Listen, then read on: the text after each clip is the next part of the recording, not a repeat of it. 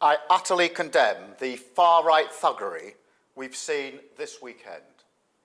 Be in no doubt, those that have participated in this violence will face the full force of the law. The police will be making arrests, individuals will be held on remand, charges will follow, and convictions will follow. I guarantee you will regret taking part in this disorder, whether directly or those whipping up this action online and then running away themselves. This is not protest. It is organised, violent thuggery, and it has no place on our streets or online. Right now, there are attacks happening on a hotel in Rotherham. Marauding gangs intent on law-breaking, or worse. Windows smashed, fire set ablaze, residents and staff in absolute fear. There is no justification, none, for taking this action, and all right-minded people should be condemning this sort of violence. People in this country have a right to be safe. And yet, we've seen Muslim communities targeted, attacks on mosques, other minority communities singled out, Nazi salutes in the street, attacks on the police, wanton violence alongside racist rhetoric. So no, I won't shy away from calling it what it is, far-right thuggery.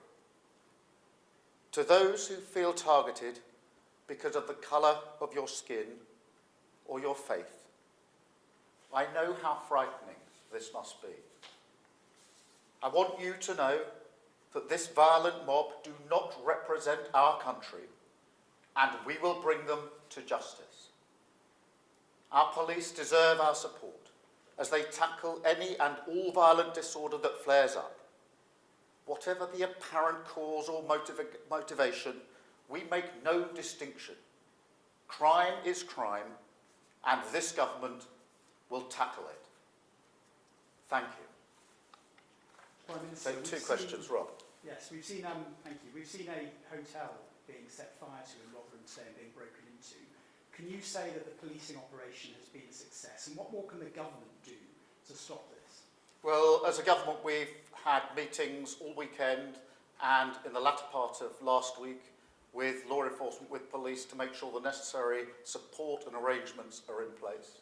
We do have standing arrangements for law enforcement, which means that we can get arrests, charged, remands in custody and convictions done very quickly. I myself was part of that in 2011 when I was Director of Public Prosecutions, and I'm determined we will do whatever it takes to bring these thugs to justice as quickly as possible. And do you believe everyone that is taking part in this disorder is part of the far right? And do any of the scenes we are seeing at the moment give you pause for thought about divisions in the country or how you approach other broader domestic policy areas? If you target people because of the colour of their skin or their faith, then that is far right, and I'm prepared to say so. But it doesn't matter what apparent motivation there is. This is violence, it is not protest. It doesn't matter what the motivation is. The motivation for the vast majority of people in this country is to see their streets safe. And that's what I'm determined that we will deliver. Thank you. Prime Minister, is it possible that tougher sentences could be given out to rioters as they were in 2011 to act as a deterrent? I think there needs to be the full force of the law.